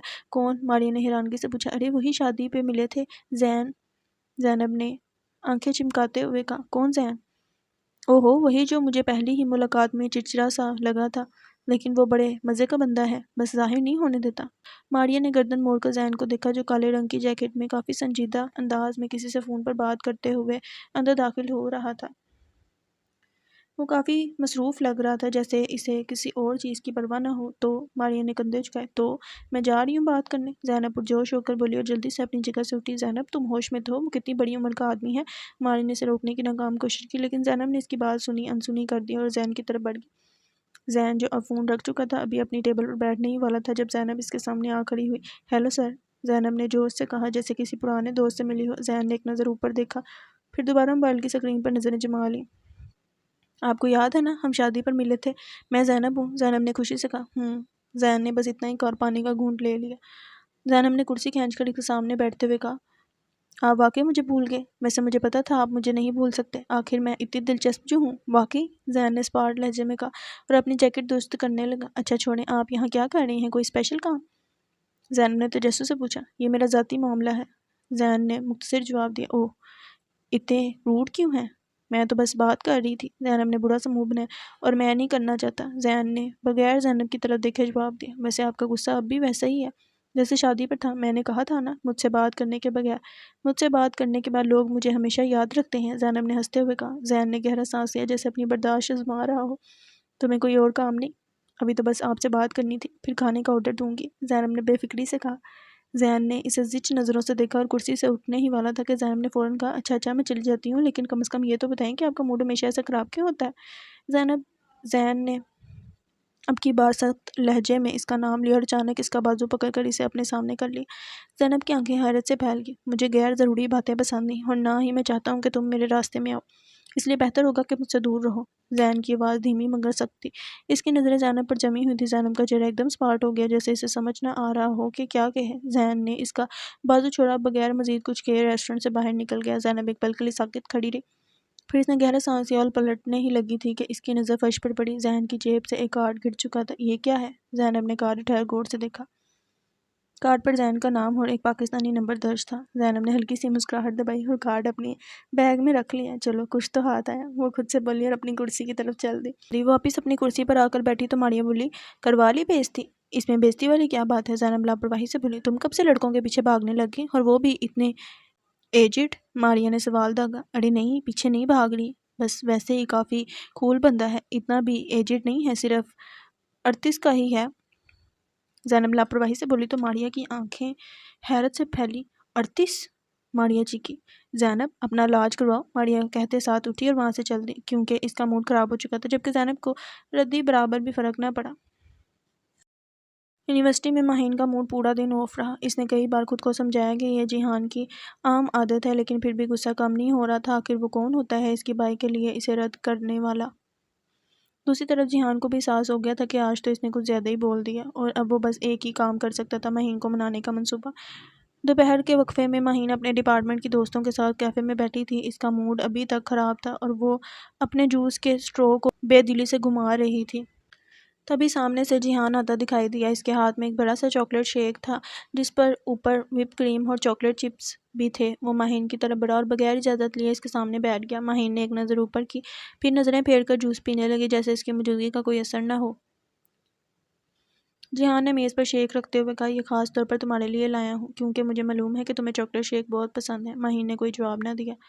جیہان نے تھوڑا اور آگے ہو کر کہا، دیکھو مانتا ہوں بائک والی بات پر تھوڑی زیادہ بدتمیزی ہوگی، لیکن تمہیں تو پتہ ہے میری زبان قابو میں نہیں رہتی۔ مہین نے اب بھی کچھ نہ کہا، بس چمچ لے کر شیک کے گلاس کو ہلانا شروع کر دیا۔ جیہان نے چہرے پر بناوٹی افسوس کا اظہار کرتے ہوئے کہا، بس اب مانو نا۔ دیکھو میں نے تمہیں چاکلیٹ شیک بھی لا کر دیا ہے، حالانکہ کیفے کی لائن میں 10 منٹ لگے تھے۔ مہین نے ایک نظر جیہان کو دیکھا اور پھر شیک کی طرف۔ یہ سب کرنے کی ضرورت نہیں تھی، وہ سرد میری سے بولی، مگر آہستہ آہستہ شیک پینے بھی لگی۔ جیہان نے فوراً کہہ لگایا، اوہ مطلب اب غصہ آدھا ختم ہو گیا۔ مہین نے بیزاری سے کہا، زیادہ خوش مت ہو، ابھی بھی ناراض ہوں۔ جیہان نے سنجیدہ ہوتے ہوئے کہا، تو بتاؤ کیسے ناراضگی ختم ہوگی؟ مہین نے شیک کا ایک گھونٹ لیتے ہوئے دھیرے سے کہا، مجھے بائک چلانا سکھانی ہوگی۔ جیہان نے آنکھیں گھماتے ہوئے کہا، یہ لو، مطلب تمہیں صرف بائک چلانے کی فکر تھی، مجھ سے ناراضگی تو بہانہ تھا۔ مہین نے معصومیت سے کندھے اچکائے، سیکھنی تو ہے نا؟ جیہان نے سر جھٹک کر کہا، ٹھیک ہے محترمہ، آپ کی ناراضگی دور کرنے کے لیے آج ہی سکھاتا ہوں۔ یونیورسٹی کے بعد جیہان اور مہین پارکنگ میں جہاں اس کی چمچماتی بائک کھڑی تھی۔ مہین نے خوشی سے بائک پر ہاتھ پھیرا، مجھے یقین نہیں آ رہا کہ تم نے سچ میں مان لیا۔ جیہان نے مصنوعی غصے سے کہا، اب اگر میں نے نہ سکھایا تو تم اگلے پورے ہفتے میرا جینا حرام کر دیتی۔ مہین ہنستے ہوئے بائک پر بیٹھنے لگی، مگر جیہان نے روکا، رکو، پہلے تمہیں بیلنس بنانا سکھاتا ہوں۔ مہین نے مذاقیہ انداز میں کہا، ارے جیہان میں کوئی بچی تھوڑی ہوں، مجھے سب آتا ہے۔ جیہان نے طنزیہ انداز میں کہا، ہاں پچھلی بار جیسے آتا تھا اور تم بائک کے ساتھ زمین بوس ہو گئی تھی۔ مہین نے ناک چڑھا کر کہا، اب ایسا کچھ نہیں ہوگا، اور خود ہی بائک پر بیٹھ گئی۔ جیہان نے سر پکڑ کر کہا، اللہ خیر کرے۔ پھر وہ آہستہ آہستہ مہین کو گائیڈ کرنے لگا۔ اس نے اسے کلچ، بریک اور ایکسیلریٹر کے بارے میں سمجھایا اور پھر آہستہ سے بائک کو حرکت میں لانے دیا۔ مہین نے دونوں ہاتھ مضبوطی سے ہینڈل پر جمائے اور جیسے ہی بائک چلی، خوشی سے چیخی، جیہان میں چلا رہی ہوں۔ جیہان پیچھے سے ہنسا، ہاں ہاں، لیکن زیادہ ایکسائٹڈ مت ہو ورنہ پھر سے گر جاؤ گی۔ مہین نے خوش ہو کر رفتار بڑھانے کی کوشش کی، مگر جیسے ہی بائک جھٹکا کھا کر آگے بڑھی وہ گھبرا گئی اور ایک دم بریک لگا دی۔ نتیجہ بائک بند ہو گئی۔ جیہان نے کہہ لگایا، واو، تم سے بہتر ڈرائیور میں نے آج تک نہیں دیکھا۔ مہین نے جم کر کہا، بس بس مذاق مت اڑاؤ، دوبارہ کوشش کرتی ہوں۔ جیہان نے ہنستے ہوئے کہا، ٹھیک ہے، لیکن اگر پھر گر گئی تو میں پہلے ہنسوں گا پھر اٹھاؤں گا۔ مہین نے اسے گھولا، تمہاری ہنسی بند نہیں ہو سکتی۔ جیہان نے مذاقیہ انداز میں کہا، میرے بس میں نہیں۔ دونوں ہنستے ہوئے دوبارہ ٹریننگ میں لگ گئے اور اس بار مہین نے واقعی کچھ بہتر انداز میں بائک چلانا شروع کر دی۔ جیہان نے خوش ہو کر کہا، چلو کچھ تو سیکھ رہی ہو۔ مہین نے فخریہ انداز میں سر اونچا کیا، میں کہتی تھی نا میں سیکھ جاؤں گی۔ جیہان نے شرارت سے کہا، بس ابھی تھوڑا اور سیکھ لو تاکہ میں اپنی بائک تمہیں سکون سے دے سکوں۔ دفتر میں ہلکی روشنی پھیلی ہوئی تھی۔ ایک طرف دیوار پر سرخ اور سیاہ رنگ کے امتزاج سے ایک خوبصورت مگر پر اسرار پینٹنگ لٹک رہی تھی۔ کمرے میں ہلکا سا دھواں پھیلا ہوا تھا جو بیسٹ کے ہاتھ میں تھامے ہوئے سگار کی بدولت تھا۔ وہ اپنی مخصوص راکنگ چیئر پر بیٹھا آہستہ آہستہ جھول رہا تھا۔ اس کے چہرے پر ایک عجیب سی سختی تھی، آنکھوں میں ایک خطرناک چمک۔ اس کے عین سامنے ایک آدمی خوف سے کانپ رہا تھا، جبکہ دو مضبوط آدمی اس کے دونوں بازوؤں کو پکڑے کھڑے تھے۔ آدمی کی آنکھوں میں شدید وحشت تھی، جیسے وہ جان چکا ہو کہ آج اس کا بچنا ممکن نہیں۔ بیسٹ نے سگار کے دھوئیں کو ہوا میں چھوڑا، پھر ایک نظر اس آدمی پر ڈالی اور ہلکی مسکراہٹ کے ساتھ ہاتھ کے اشارے سے اپنے آدمی کو پیچھے ہٹنے کا حکم دیا۔ چھوڑ دو اسے۔ بیسٹ کے آدمی نے فوراً ہاتھ ہٹایا اور بنا کوئی سوال کیے دروازہ کھول کر باہر نکل گیا۔ وہ آدمی خوف کے مارے زمین پر گر گیا، مگر فوراً گھسیٹ کر بیسٹ کے قدموں میں جا بیٹھا۔ بیسٹ، پلیز مجھے معاف کر دو، مجھے نہیں معلوم تھا کہ وہ تمہاری بیوی ہے۔ اس کی آواز کانپ رہی تھی، جسم پسینے میں شرابور تھا۔ بیسٹ نے راکنگ چیئر پر آرام سے ٹیک لگائی، سگار کو ایک طرف کیا اور نرمی سے بولا، کوئی بات نہیں، اب تو پتہ چل گیا نا؟ آدمی نے فوراً سر ہلایا، ہاں ہاں، خدا کی قسم اب پتہ چل گیا، پلیز مجھے جانے دو۔ بیسٹ نے مسکراتے ہوئے سر ہلایا، جیسے وہ واقعی اسے معاف کرنے والا ہو۔ ٹھیک ہے، میں تمہیں ہاتھ بھی نہیں لگاؤں گا۔ آدمی کے چہرے پر امید کی کرن ابھری، مگر بیسٹ کی اگلی بات نے اس کی روح تک ہلا دی۔ لیکن تمہیں اپنے آپ کو سزا خود ہی دینی ہوگی۔ آدمی کا چہرہ فک ہو گیا۔ کیا مطلب؟ بیس نے آہستہ سے سر جھکا کر میز پر بکھرے شیشے کے ٹکڑوں کی طرف اشارہ کیا۔ یہ شیشے کے ٹکڑے ابھی تھوڑی دیر پہلے میرے ہاتھ سے گرے تھے، بس یہی اٹھا کر اپنے منہ میں ڈالو اور چباؤ۔ آدمی کی آنکھیں خوف سے پھیل گئی۔ وہ بے یقینی سے بیسٹ کو دیکھنے لگا۔ نہیں، یہ تو میں نہیں کر سکتا۔ بیس نے کرسی کو ہلکا سا جھولا دیا جیسے وقت کاٹ رہا ہو، پھر ایک دم کرسی کو روکا، آگے جھک کر اس آدمی کے کان کے قریب گیا اور دھیمی مگر سرد آواز میں بولا، دو راستے ہیں، ایک خود سزا لے لو، دوسرا میں اپنی مرضی کی سزا دوں گا۔ یقین مانو تم پہلا راستہ ہی پسند کرو گے۔ آدمی کے چہرے پر بے بسی پھیل گئی۔ اس نے لرزتے ہاتھوں سے زمین پر بکھرے ہوئے شیشے کے ٹکڑوں کی طرف دیکھا۔ چبانے ہوں گے، وہ لرزتی آواز میں بولا۔ بیس نے اپنی سبز آنکھیں سکڑیں اور بہت آہستہ سے بولا، نگل بھی سکتے ہو اگر زیادہ بہادر ہو تو۔ آدمی نے تھوک نگلا، ہاتھ کانپتے ہوئے شیشے کے ایک نوکیلے ٹکڑے کی طرف بڑھے۔ اس نے ہچکچاتے ہوئے وہ ٹکڑا اٹھایا، اپنے ہونٹوں تک لے گیا، مگر ایک لمحے کے لیے رک گیا۔ بیس نے ایک دم انگلیوں کی چٹکی بجائی۔ ٹک! یہ آواز گویا ایک اشارہ تھی۔ آدمی نے جلدی سے شیشے کا ٹکڑا اپنے منہ میں ڈالا اور آنکھیں بند کر کے چبانے کی کوشش کی۔ کرچ!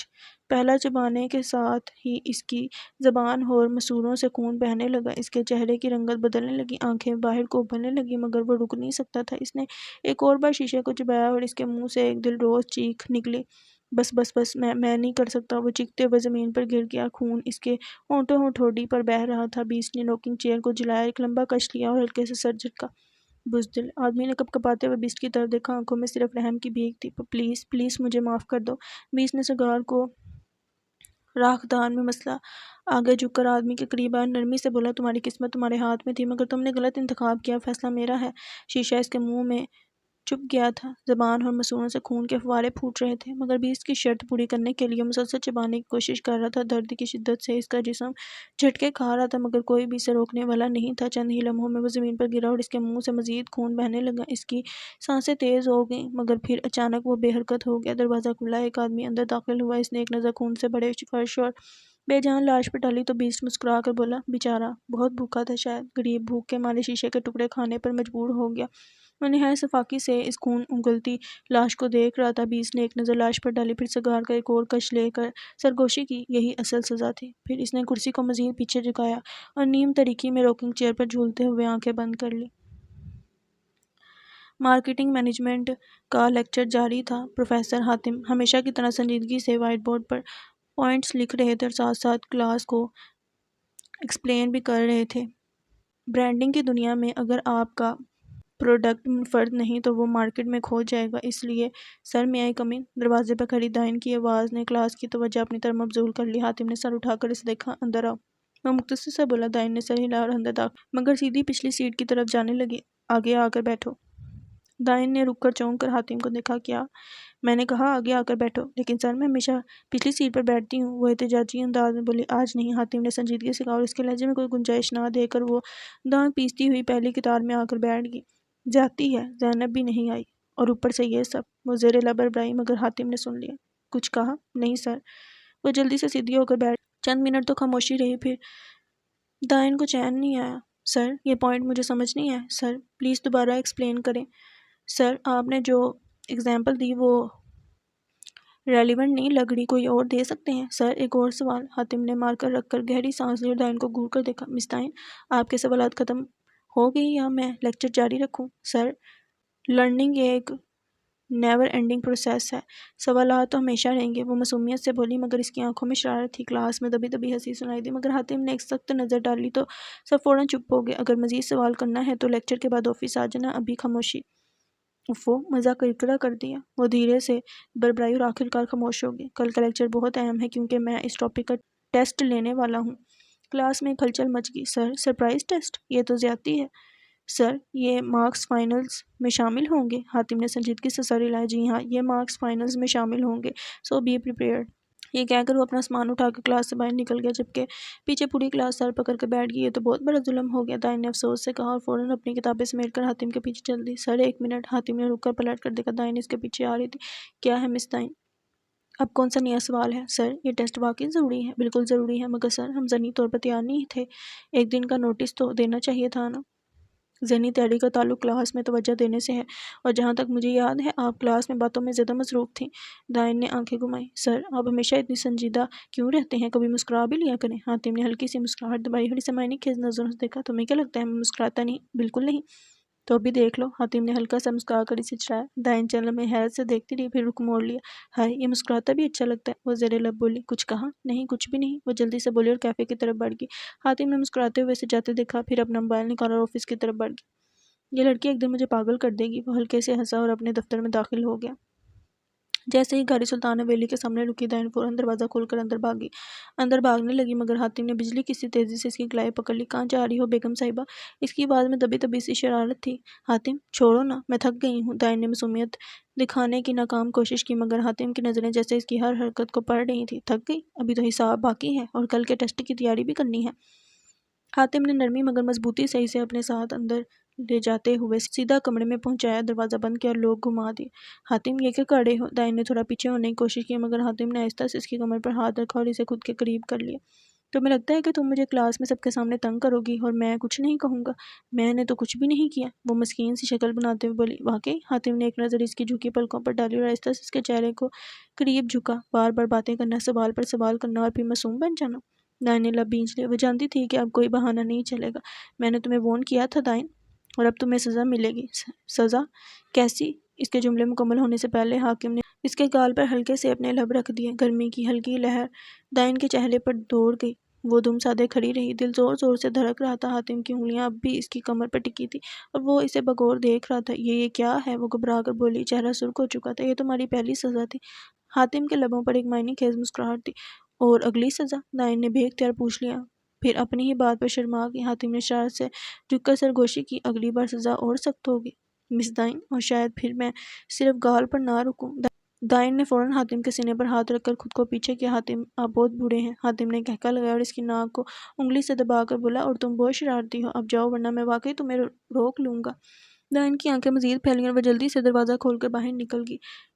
دل اب بھی بے قابو دھڑک رہا تھا۔ حاتم مسکراتے ہوئے بیڈ پر بیٹھ گیا، بالوں میں ہاتھ پھیرا اور خود سے بولا، یہ لڑکی واقعی ایک دن مجھے پاگل کر دے گی۔ مسکراتے مسکراتے ایک ہی دم اس کی مسکراہٹ پھیکی ہوئی، جیسے کوئی نہایت ہی تلخ حقیقت یاد آ گئی ہو۔ حنان ایک بڑے سے بک سٹور کے اندر کھڑا تھا جہاں ہر طرف کتابوں کی الماری سجی ہوئی تھی۔ نرم سی روشنی اور ہلکی موسیقی کے ساتھ سٹور میں ایک الگ ہی پرسکون ماحول تھا۔ وہ زمرد کے ساتھ آیا تو بس یہی سوچا تھا کہ وہ ایک دو کتابیں لے گی، مگر اب وہ حیرت سے زمرد کو دیکھ رہا تھا جو اپنی باہوں میں 7-8 موٹی کتابیں دبوچے کھڑی تھی۔ یہ سب؟ حنان نے حیرت سے پوچھا۔ ہاں سب، زمرد نے مزے سے کہا اور کتابیں حنان کی طرف بڑھا دی۔ حنان نے بے بسی سے کتابیں تھامی تھیں کہ زمرد کی نظر سٹور کے کاؤنٹر کے قریب ایک رینک پر پڑی جہاں رنگ برنگے سٹیکرز سجے تھے۔ گلابی رنگ کے خوبصورت کارٹون سٹیکرز دیکھ کر اس کی آنکھیں چمک اٹھیں۔ حنان، زمرد نے جوش سے کہا اور بنا کسی مزید وضاحت کے حنان کو پکڑ کر اس طرف گھسیٹ لیا۔ کیا ہوا؟ حنان، جو پہلے ہی اس کی شرائط سے حیران تھا، مزید الجھ گیا۔ مجھے یہ چاہیے۔ زمرد نے خوشی سے سٹیکرز کی طرف اشارہ کیا۔ حنان نے بھویں اچکائی اور زمرد کو حیرانگی سے دیکھا۔ زمرد، تم بچی ہو؟ زمرد نے زور سے سر ہلایا۔ ہاں تو؟ حنان نے ایک لمبی سانس لی۔ ٹھیک ہے، لے لو۔ زمرد نے فوراً ایک پیکٹ اٹھایا اور فاتحانہ انداز میں حنان کو دیکھا۔ کچھ دیر بعد وہ دونوں کاؤنٹر پر کھڑے تھے جہاں حنان کتابوں اور سٹیکرز کا بل ادا کر رہا تھا۔ زمرد خوشی خوشی اپنی چیزیں تھامے کھڑی تھی جیسے کسی بچے کو پسندیدہ کھلونے مل گئے ہوں۔ سٹور سے باہر نکلتے ہی زمرد نے حنان کو ہلکے سے دھکا دیا جس سے وہ تھوڑا آگے ہوا۔ حنان نے سوالیہ نظروں سے دیکھا تو زمرد نے سڑک کے کنارے کھڑے ایک چھوٹے بچے کی طرف اشارہ کیا جو ہاتھ میں گجرے لیے کھڑا تھا۔ حنان نے گہری سانس لی، جان گیا کہ زمرد کو گجرے چاہیے۔ وہ آہستہ سے مسکرا دیا اور بچے کے قریب جا کر کہا، گجرے دینا۔ بچے نے خوش ہو کر گجرے حنان کو دیے تو حنان نے جیب سے والیٹ نکالا اور 5000 کا نوٹ نکال کر بچے کو تھما دیا۔ بچہ حیرانی سے بولا، بھائی میرے پاس کھلے پیسے نہیں ہیں۔ حنان نے نرمی سے کہا، کوئی بات نہیں، رکھ لو۔ بچہ خوشی خوشی دعا دیتا وہاں سے چلا گیا جبکہ زمرد حنان کو محبت بھری نظروں سے دیکھ رہی تھی۔ حنان نے گاڑی کا دروازہ کھولا اور زمرد کو بیٹھنے کا اشارہ کیا۔ خود ڈرائیونگ سیٹ پر بیٹھا، پھر مسکراتے ہوئے زمرد کی کلائی تھامی اور گجرے اس کے نازک ہاتھوں میں پہنا دیے۔ زمرد نے خوش ہو کر گجروں کو سونگھا اور خوشبو میں کھو گئی۔ مگر پھر اچانک کچھ یاد آیا اور وہ حنان کی طرف مڑی۔ ویسے حنان، مجھے ایک چیز اور چاہیے۔ حنان جو ابھی گاڑی سٹارٹ کرنے ہی والا تھا رک گیا اور بے یقینی سے زمرد کو دیکھا۔ اب کیا چیز؟ زمرد نے معصومیت سے جواب دیا۔ حنان نے بے بسی سے ماتھے پر ہاتھ رکھا، پھر ہنستے ہوئے گاڑی کا رخ سپر مارکیٹ کی طرف موڑ دیا کیونکہ اسے معلوم تھا کہ زمرد کی چیز کی فہرست کبھی نہیں ختم ہونے والی۔ दाइन हवेली की लंबी गैलरी में इधर उधर टहल रही थी, कभी खिड़की से बाहर झांकती, कभी हाथ बांध कर आसमान की तरफ देखती। असल में वो अभी भी कमरे वापस जाने से बचना चाह रही थी। दाइन अचानक हातिम की भारी आवाज़ सुनकर वो चौंकी। इसने जल्दी से पलटकर हातिम को देखा, जो दरवाजे के करीब खड़ा गहरी नज़रों से देख रहा था। जी, दाइन ने हकलाते हुए कहा, जैसे पहले से ही कोई शरारत करते हुए पकड़ी गई हो। हातिम ने हल्की सी मुस्कुराहट के साथ कहा, कमरे में आओ। दाइन के दिल की धड़कन एकदम तेज़ होगी। क्यों? वो मुश्किल बोली, जैसे अंदर जाने में कोई खास खतरा हो। हातिम के लबों पर एक दायराना मुस्कुराहट उभरी। काम है। दाइन ने मशकूक नज़रों से देखा। यही बता देना, कमरे में क्यों जाना है? हातिम आहिस्ता आहिस्ता इसकी तरफ बढ़ने लगा। इसके कदमों की आहट सुनकर दाइन पीछे होने लगी, मगर जैसे ही हातिम एक कदम और करीब आया, वो आस्ताइशी नज़रों से देख कर बोला, कुछ काम तन्हाई में किए जाते हैं दाइन? दाइन की आंखें फौरन फैल गई, दिल की धड़कन मजीद तेज़ होगी। वो मुश्किल बोली, कौन से काम? हातिम ने चंद लम्हे खामोशी से इसे देखा, जैसे इसके चेहरे पर आने वाले रंगों को नोट कर रहा हो। फिर वो अपने मखसूस अंदाज में बोला, पढ़ाई। क्या? दाइन का मुंह हैरत से खुल गया। हातिम ने संजीदगी से सर हिलाया। जी, चलो कमरे में और पढ़ाई करो, कल टेस्ट है तुम्हारा, और अब कमरे से बाहर नजर मत आना मुझे। लेकिन दाइन ने मुंह बसोड़ कर कहना चाहा, मगर हातिम ने सख्त नज़रों से घूरा तो वो बेबसी से पैर पटकती हुई कमरे में चली गई। हातिम ने इसे जाते हुए देखा, फिर मुस्कुराते हुए सर झटका, जैसे इसकी हर अदा पर फिदा हो चुका हो। रात का वक्त था। सुल्तान हवेली की फ़िज़ा में एक ख़ास सा सुकून था। सब अपने अपने कमरों में थे, लेकिन माहीन को अंदाज़ा था कि सुकून का ये लम्हा ज़्यादा देर नहीं चलने वाला। जैसे ही वो अपने कमरे में जाने लगी, हनान की आवाज़ गूंजी, माहीन मेरे कमरे में आओ। माहीन के कदम वहीं रुक गए। वो धीरे से मुड़ी और मासूम सी शक्ल बनाते हुए दलान को देखा, जो पहले से ही हंसी दबाती खड़ी थी। दलान ने हल्की सी आवाज़ में सरगोशी की, लगता है आज भाई का मूड सख्त ख़राब है, अल्लाह तुम्हारी खैर करे। माहीन ने गहरी सांस ली और नज़रें झुकाते हुए हनान के कमरे में चली गई। हनान पहले ही गुस्से से कुर्सी पर बैठा था। जैसे ही माहीन अंदर आई, हनान ने दरवाज़ा बंद किया और सख्त नज़रों से देखने लगा। बैठो। माहीन ने एक नज़र हनान को देखा और चुपचाप कुर्सी पर बैठ गई, जैसे स्कूल की कोई शरारती बच्ची हो जो सज़ा के लिए तैयार हो। हनान ने गहरी सांस ली। तुम आज जिहान के साथ यूनिवर्सिटी क्यों गई थी? माहीन ने नज़रें झुकाते हुए धीरे से कहा, बस ऐसे ही भाई, वो भी जा रहा था तो मैंने सोचा कि बंद करो ये बहाने, मैंने तुम्हें कल ही मना किया था कि इसके साथ ज़्यादा घूमने की ज़रूरत नहीं। हनान ने सख्त लहजे में कहा। माहीन ने मासूम सा मुंह बनाया और धीरे से बोली, भाई हम नकाहशुदा हैं, कोई कुछ गलत तो नहीं कर रहे? हनान ने गुस्से से कहा, नकाहशुदा हो मगर रुखसती नहीं हुई। तुम्हें अंदाज़ा भी है कि लोग क्या बातें करेंगे अगर तुम हर रोज़ इसके साथ घूमती रही? माहीन ने आंखें झुकाई और निचला होंठ दांतों में दबाकर धीरे से बोली, लोगों की तो आदत है बात करने की, हम कुछ भी कर लें वो कुछ ना कुछ तो बोलेंगे ही। हनान ने कुर्सी से उठकर टहलना शुरू कर दिया। माहीन तुम अभी बची हो, तुम्हें दुनिया की समझ नहीं। मैंने कहा है कि आइंदा जिहान के साथ अकेले कहीं जाने की ज़रूरत नहीं, तो बस नहीं। माहीन ने चेहरा और भी मासूम बना लिया और धीरे से बोली, मगर भाई आप भी तो मसरूफ़ होते हैं, हर रोज़ मुझे ड्रॉप कैसे करेंगे? हनान ने सख्ती से कहा, अगर मैं मसरूफ़ हूँ भी तो ड्राइवर है ना, लेकिन जिहान के साथ जाना बंद। माहीन ने उदासी से सर झुका लिया और धीरे से बोली, जी ठीक है भाई। हनान ने हैरत से देखा, बस इतनी आसानी से मान गई? माहीन ने आहिस्ता से सर हिलाया। हाँ, अगर आप कह रही हैं तो ठीक है। हनान ने मशकूक नज़रों से देखा, कोई चाल तो नहीं चल रही? माहीन ने फ़ौरन सर उठाया। अरे नहीं भाई, मैं ऐसी तो नहीं हूँ। इसने मासूमियत से पलकें झपकाई, जैसे सच में कोई फरिश्ता हो। हनान ने लंबी सांस ली। चलो ठीक है, जाओ अपने कमरे में और खबरदार जो दोबारा जिहान के साथ जाने का सोचा भी। माहीन ने फ़ौरन सर हिलाया। बिल्कुल नहीं सोचूंगी। और जैसे ही दरवाजे से बाहर निकली, दलान सामने खड़ी थी, हंसी रोकने की नाकाम कोशिश कर रही थी। दलान ने शरारत से कहा, ओहो माही, ऐसी खामोशी? भाई ने इतनी सख्त डांट दी क्या? माहीन ने एक उदास सा मुंह बनाया। हाँ बहुत ज़्यादा। दलान ने हंसते हुए कहा, चलो अब देखते हैं कि ये बात तुम जिहान को कैसे बताती हो। माहीन ने एक झुंझलाहट बड़ी सांस ली। वो तो ये तो सबसे मुश्किल काम है। और फिर ये सोच में पड़ गई और फिर वो सोच में पड़ गई कि अब जिहान को ये सब कैसे बताए। हातिम सोफे बैठा लैपटॉप पर काम में मसरूफ़ था, जबकि दाइन बेड पर किताबें फैलाए सर पकड़ कर बैठी थी। वो पिछले आधे घंटे से किताब खोले बैठी थी, मगर कुछ भी याद नहीं हो रहा था। आखिर वो तंग आकर उठ खड़ी हुई और सीधा हातिम के सामने जा बैठी। हातिम ने बिना नजरें हटाए जवाब दिया, जी फरमाए मोहतरमा, आप मुझे वो सवाल बता सकते हैं जो कल टेस्ट में आएंगे? इसने इंतहाई मासूमियत से कहा। हातिम ने स्क्रीन से नजरें हटाकर इसे देखा, फिर सपाट लहजे में बोला, हरगिज़ नहीं, और सोचा भी मत। तो फिर ठीक है। दाई ने हाथ बांधते हुए गहरा सांस लिया और इंतहाई संजीदगी से बोली, मैं आपको तलाक देती हूँ, तलाक देती हूँ, तलाक देती हूँ। आज से आपका और मेरा रिश्ता ख़त्म, आप बेवा हो गए।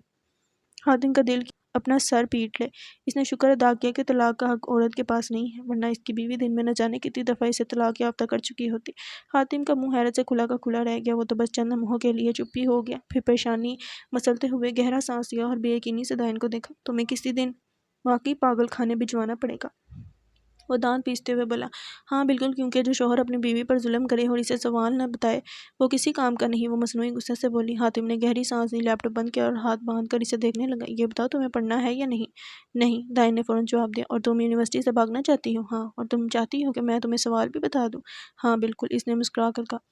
حاتم نے ایک لمحے کو اسے غور سے دیکھا، پھر اگلے ہی لمحے اسے بازو سے پکڑا اور بیڈ پر بٹھا دیا۔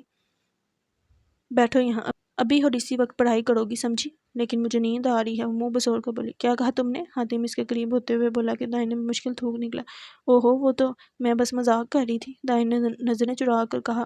میں بھی مذاق کر رہا ہوں، حاتم نے کتاب کھولتے ہوئے کہا۔ اور ہاں، جب تک تمہیں یہ چیپٹر یاد نہیں ہو جاتا تم کمرے سے باہر نہیں جا سکتی، یہ تو قید ہے۔ ہاں بالکل، اور اس قید سے رہائی کا صرف ایک راستہ ہے۔ کیا؟ دائن فوراً بولی۔ حاتم نے ایک مسکراہٹ دباتے ہوئے کہا، یہ پورا چیپٹر یاد کرنا۔ دائن نے بے بسی سے کتاب کی طرف دیکھا، پھر حاتم کی طرف۔ آپ واقعی بہت ظالم شوہر ہیں، وہ روحان سی شکل بناتے ہوئے بولی۔ اور تم واقعی بہت نکمی بیوی ہو، حاتم نے ہنسی دباتے ہوئے کہا۔ اب پڑھو۔ دائن نے گہری سانس لی اور دل میں سوچا، اب یہ میرے سر پر کھڑا ہے تو واقعی پڑھنا ہی پڑے گا۔ رات گہری ہو چکی تھی، کمرے میں ہلکی نیلی روشنی جل رہی تھی جو دیوار پر پڑتے سائے کو لمبا کر رہی تھی۔ ماں پارا بیڈ پر بیٹھی تھی مگر اس کا دھیان کہیں اور تھا۔ اس کی آنکھیں ایک ہی نقطے پر جمی ہوئی تھی، جیسے کوئی گہری سوچ میں گم ہو۔ پھر اچانک جیسے کوئی خیال بجلی کی طرح اس کے ذہن میں کوندا۔ وہ چونک کر سیدھی ہوئی، چند لمحے خاموشی سے بیٹھی رہی، پھر ہلکی سانس لی اور ایک فیصلہ کن انداز میں کھڑی ہوگی۔ مراد جو کمرے کے دوسرے کونے میں بیٹھا تھا کسی فائل میں گم تھا، اس کے چہرے پر کام کی سنجیدگی تھی، انگلیاں کبھی کبھی قلم سے میز پر ہلکی سی دستک دیتی جیسے کوئی سوچ رہا ہو۔ ماں پارا آہستہ آہستہ چلتی ہوئی اس کے قریب آئی۔ مراد نے سرسری انداز میں اس کی طرف دیکھا اور پھر دوبارہ فائل میں گم ہو گیا۔ مراد، اپنا موبائل دینا، مما سے بات کرنی ہے، میرے موبائل کی چارجنگ ختم ہو گئی ہے۔ مراد نے لمحہ بھر کے لیے ہاتھ روکا، نظر اٹھائی جیسے کوئی سوچ رہا ہو، پھر ایک ہلکی سی خاموشی کے بعد اپنا موبائل نکال کر اس کی طرف بڑھایا۔ یہ لو، اس نے سادہ لہجے میں کہا، مگر اس کی آنکھوں میں ایک پل کے لیے ہلکی سی الجھن چمکی جو فوراً غائب ہوگی۔ ماں پارا نے فون لیا، ایک پل کے لیے اس پر انگلیاں پھیری، پھر بنا کچھ کہے کمرے سے باہر چلی گئی۔ مراد نے فائل بند کی، کرسی کی پشت سے ٹیک لگائی اور گہری سانس لی۔ اس کے ذہن میں ایک ہلکی سی بے چینی نے جنم لیا کہ واقعی ماما سے بات کرنی تھی یا کچھ اور چل رہا ہے۔ اس نے اپنے ہونٹ بھینچ لیے، دل میں کچھ کھٹک رہا تھا مگر وہ خاموش رہا، شاید یہ سب محض وہم ہو۔ کچھ دیر بعد دروازہ دوبارہ کھلا اور ماں پارا اندر آئی، اس کے چہرے پر وہی عام سا تاثر تھا، نہ زیادہ خوشی نہ گھبراہٹ۔ اس نے موبائل خاموشی سے اس کی طرف بڑھا دیا۔ تھینک یو، اس نے عام سے انداز میں کہا اور بیڈ کی طرف بڑھ گئی۔ مراد نے موبائل پکڑا مگر اس کی انگلیاں خود بخود موبائل کی سکرین پر رک گئیں۔ ایک لمحے کے لیے دل چاہا کہ نوٹیفیکیشن چیک کرے مگر پھر اس نے سر جھٹک دیا۔ یہ کیا سوچ رہا ہوں میں؟ وہ خود سے بولا اور موبائل میز پر رکھ دیا۔ ماں پارا بیڈ پر بیٹھ گئی اور اپنے ناخنوں سے کھیلنے لگی جیسے کسی سوچ میں ہو۔ مراد نے ایک نظر اس پر ڈالی، پھر دوبارہ فائل کھولی مگر اب وہ جتنا بھی کوشش کرتا اس کا دھیان کام میں نہیں لگ رہا تھا۔ کمرے میں خاموشی پھیل گئی مگر اس خاموشی میں کئی سوال دبے ہوئے تھے۔ اگلی صبح ماہین یونیورسٹی کے کیفیٹیریا میں بیٹھے کافی میں چمچ ہلا رہی تھی مگر اس کا دماغ کہیں اور تھا۔ اس کی آنکھوں کے آگے رات کا وہ سین گھوم رہا تھا جب حنان نے سختی سے جیہان کے ساتھ گھومنے پر پابندی لگا دی تھی۔ اب میں اسے کیسے بتاؤں، وہ تو مذاق اڑائے گا میرا، اس نے سوچتے ہوئے ایک تھکی ہوئی سانس لی۔ اتنے میں جیہان کیفے میں داخل ہوا، ہمیشہ کی طرح پر اعتماد بلیک جینز اور نیوی بلو شرٹ میں، جیسے کسی فیشن شو میں شرکت کرنے آیا ہو۔ مس ماہین، آج بڑی خاموش بیٹھی ہو، خیریت؟ کہیں میرا انتظار تو نہیں کر رہی تھی؟ وہ مسکراتے ہوئے اس کے سامنے والی کرسی پر بیٹھ گیا۔ ماہین نے ایک نظر اس پر ڈالی اور پھر نظریں جھکا لی۔ جیہان، مجھے تم سے ایک بات کرنی ہے۔ جیہان نے شرارتی مسکراہٹ کے ساتھ کہا، کہو نا، ویسے تمہارے لہجے سے لگ رہا ہے کہ یا تو تم نے میرے لیے کوئی سرپرائز پلان کیا ہے یا پھر کوئی قیامت ٹوٹنے والی ہے۔ ماہین نے گہری سانس لی اور ایسے سے بولی، حنان بھائی نے مجھے تمہارے ساتھ آنے جانے سے منع کر دیا ہے۔ جیہان کا چمچ ہوا میں رک گیا، وہ ایک پل کے لیے ساکت سا ہو گیا اور پھر حیرت سے بولا، کیا؟ ماہین نے سر جھکائے ہوئے ہی کہا، ہاں، انہوں نے کل رات مجھے کافی سخت ڈانٹ پلائی اور کہہ دیا کہ آئندہ میں تمہارے ساتھ یونیورسٹی یا کہیں اور نہیں جا سکتی۔ جیہان نے سنجیدگی سے سر ہلایا، پھر بولا، اچھا؟ پھر وہ ہلکا سا آگے جھکا اور بولا، اور تم نے مان بھی لیا؟ بس ایسے ہی، بغیر کوئی بحث کی؟ ماہین نے معصوم سی شکل بنا کر کہا، اور کیا کرتی، بھائی کو دیکھ کر تو میری روح فنا ہو گئی تھی۔ جیہان نے کہہ گیا، ماہین، تمہیں ڈر بھی لگتا ہے کسی سے؟ یہ تو میرے لیے بہت بڑی خبر ہے۔ ماہین نے گھور کر اسے دیکھا، ہنسو مت، یہ کوئی مذاق نہیں ہے، تمہیں یونیورسٹی اکیلے آنا ہوگا اور میں بھی اپنے بھائی یا ڈرائیور کے ساتھ آؤں گی۔ جہاں نے افسوس پر انداز میں کہا، افسوس؟ اب میں صبح تمہاری حسین شکل دیکھے بغیر ہی یوں نہیں آؤں گا۔ ماہی نے نخوت سے کہا، ہاں تو میں نے کب کہا تھا کہ تمہیں دیکھنے کے لیے آنا ہے؟ جہاں نے ایک ادا سے کندھے اچکائے، تم کہو یا نہ کہو میں دیکھ لیتا تھا، اور ویسے بھی تمہارے ساتھ صبح کی وہ لڑائی جھگڑے والی بحث نہ ہو تو دن ادھورا لگتا ہے۔ ماہی نے لمبی سانس لی، جہاں تم سمجھ نہیں رہے، میں واقعی پریشان ہوں۔ جہاں نے اشارے سے کہا، پریشان ہونے کی ضرورت نہیں، میں ہوں نا، کوئی نہ کوئی حل نکال لیں گے۔ نکال لیں گے، ماہین نے الجھ کر پوچھا۔ حل؟ کیا حل؟ جیحان نے آنکھ مار کر کہا۔ یہ تو میں تمہیں بعد میں بتاؤں گا۔ ماہین نے مشکوک نظروں سے دیکھا۔ جیحان تم کوئی الٹی سیدھی حرکت مت کرنا۔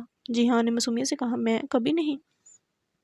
ماہین نے گہری سانس لی۔ اچھا میں کلاس کے لیے جا رہی ہوں، اور ہاں آئندہ تم مجھے لینے مت آنا ورنہ بھائی کا غصہ اور بڑھے گا۔ جیحان نے ہاتھ سینے پر رکھ کر سدھا انداز میں کہا۔ اوہ تو یہ ہے میرا انجام، میری بیوی ہی مجھے چھوڑ کر جا رہی ہے۔ ماہین نے ضد چوڑ کر کہا۔ جیحان ڈرامے مت کرو۔ جیحان نے مسکرا کر کہا۔ ٹھیک ہے لیکن یاد رکھنا میں اتنا آسانی سے ہار ماننے والا نہیں۔ ماہین نے الجھن سے اسے دیکھا اور پھر سر جھٹک کر چلی گئی۔ جیحان نے مسکراتے ہوئے خود سے کہا۔ چلو اب کچھ انٹرٹینمنٹ ہوگی، اور پھر وہ کچھ سوچتے ہوئے ہلکی سی مسکراہٹ کے ساتھ بیٹھا رہا۔ صبح کی نرم روشنی کانفرنس روم کے لمبے شیشوں سے اندر آ رہی تھی۔ روم میں موجود ہر شخص چہرے پر سنجیدگی سے جائے اپنی نشست پر بیٹھا تھا۔ دیوار پر نصب بڑی سکرین پر کچھ اہم رپورٹس اور گرافکس دکھائے جا رہے تھے، اور سب کی توجہ منصوبے کی نوعیت اور اس کے حل پر مرکوز تھی۔ مراد اپنی کرسی پر سیدھا بیٹھا گہری سنجیدگی کے ساتھ گفتگو کر رہا تھا۔ ہمیں فوری طور پر اس معاملے پہ ایک واضح حکمت عملی اپنانی ہوگی تاکہ اسی لمحے خاموشی کو چیرتی ہوئی ایک تیز اور بچکانہ آواز پورے کمرے میں گونج اٹھی۔ دھوم مچا لے، دھوم مچا لے، دھوم۔ مراد کے لبوں پر رکا جملہ وہیں رک گیا۔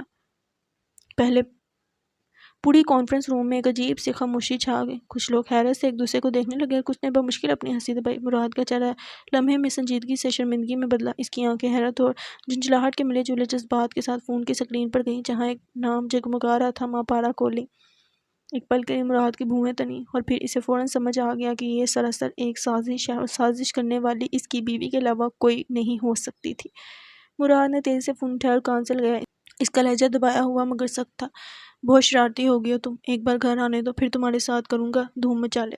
دوسری طرف سے ہلکی سی دبی دبی ہنسی سنائی دی۔ ہاتھ تو لگا کر دکھاؤ، ماں پارا نے شوق آواز میں کہا۔ مراد نے غصے سے لب بھینچے، ایک ہاتھ سے پیشانی مسلی اور لمبی سانس لے کر دھیمی آواز میں بولا۔ ماں پارا ابھی میٹنگ میں ہوں، بند کرو فون۔ اوکے کمشنر صاحب ملتے ہیں گھر پر، وہ چہک کر بولی اور کال کاٹ دی۔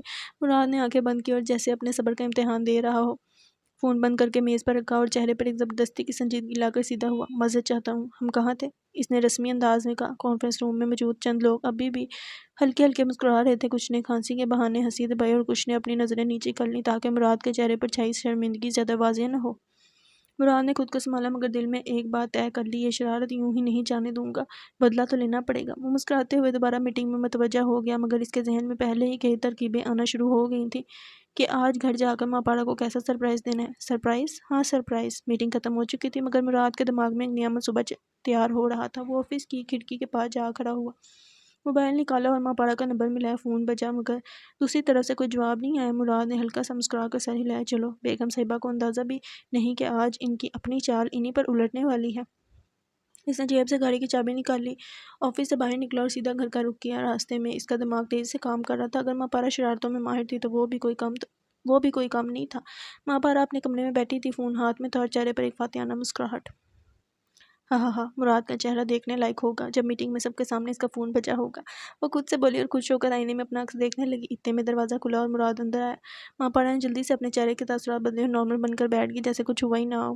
آپ جلدی آ گئے، میٹنگ تو بہت ضروری تھی نا، وہ معصومیت سے بولی۔ مراد نے کوٹ اتارا، آرام سے صوفے پر بیٹھا مسکراتے بولا۔ ہاں بس سوچا کہ بیوی کی محبت بڑی شرارت کا جواب دینے آ جاؤں۔ ماں پارا کا دل ایک لمحے کو دھڑکا مگر وہ خود پر قابو رکھتے ہوئے بولی۔ میں نے تو کچھ نہیں کیا۔ مراد نے گہری نظر سے اسے دیکھا، پھر موبائل نکالا، اس میں کچھ کیا اور ٹیبل پر رکھ دیا۔ اچانک پورے کمرے میں اونچی آواز میں ایک عورت کی گھبرائی ہوئی آواز گونجی۔ آپ SHO دلاور خان بول رہے ہیں؟